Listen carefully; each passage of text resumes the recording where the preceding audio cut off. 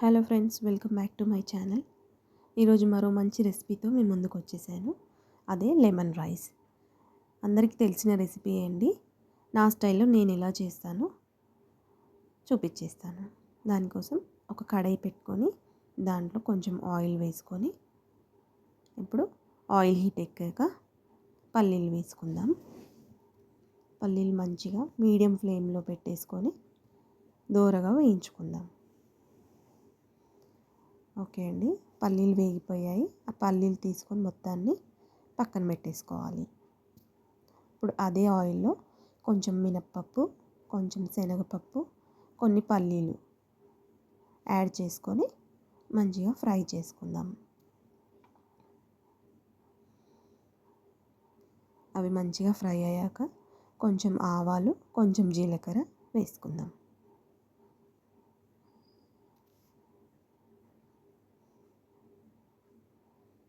అవి మంచిగా ఫ్రై అయ్యాక కొంచెం షాజీరా యాడ్ చేస్తున్నానండి నేను. షాజీరా యాడ్ చేయడం వల్ల రైస్కి మంచి ఫ్లేవర్ వస్తుంది. అది కొంచెం వేగాక కొంచెం కరివేపాకు మంచిగా ఫ్రై చేసుకోవాలి. ఇప్పుడు ఫైనల్లీ కొద్దిగా పసుపు వేసుకోవాలి. ఆ తర్వాత పచ్చిమిర్చి, లాస్ట్లో పచ్చిమిర్చి వేసుకోవాలి. పచ్చిమిర్చి ఎక్కువ వేగనవసరం లేదు.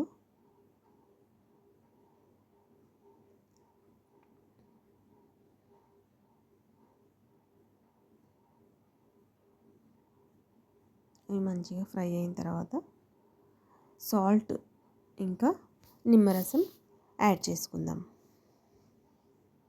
నేను ఇక్కడ 2 నిమ్మకాయలు రసం తీసి యాడ్ చేస్తున్నాను. ఫైనల్గా పోపు రెడీ అయిపోయింది. ఇప్పుడు నేను ఇక్కడ 1 గ్లాస్ ఆఫ్ రైస్ ఉడకబెట్టుకొని చల్లార్చుకున్నాను.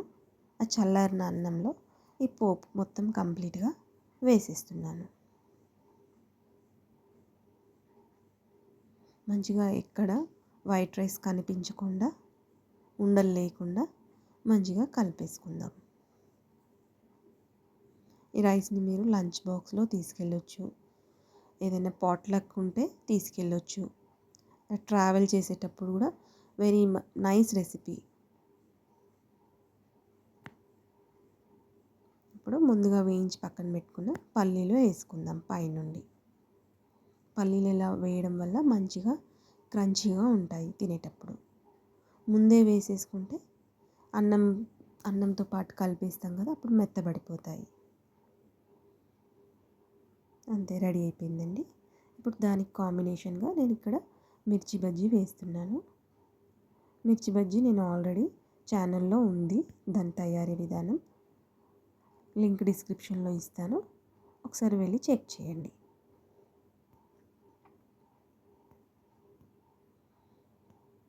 ప్రతి ఒక్కరిది డిఫరెంట్ వే ఆఫ్ కుకింగ్ ఉంటుంది. ఇది నా స్టైల్. నచ్చితే లైక్ చేయండి. It's serving time. రెడీ అయిపోయిందండి. వీడియో నచ్చితే లైక్ చేయండి. మీకు ఎవరైనా ఫ్రెండ్స్ ఉంటే వాళ్ళకి అవసరం అనుకుంటే షేర్ చేయండి. నేను చేసే కుకింగ్ విధానం నచ్చితే సబ్స్క్రైబ్ చేసుకోండి.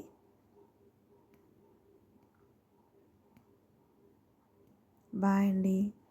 Thanks for watching.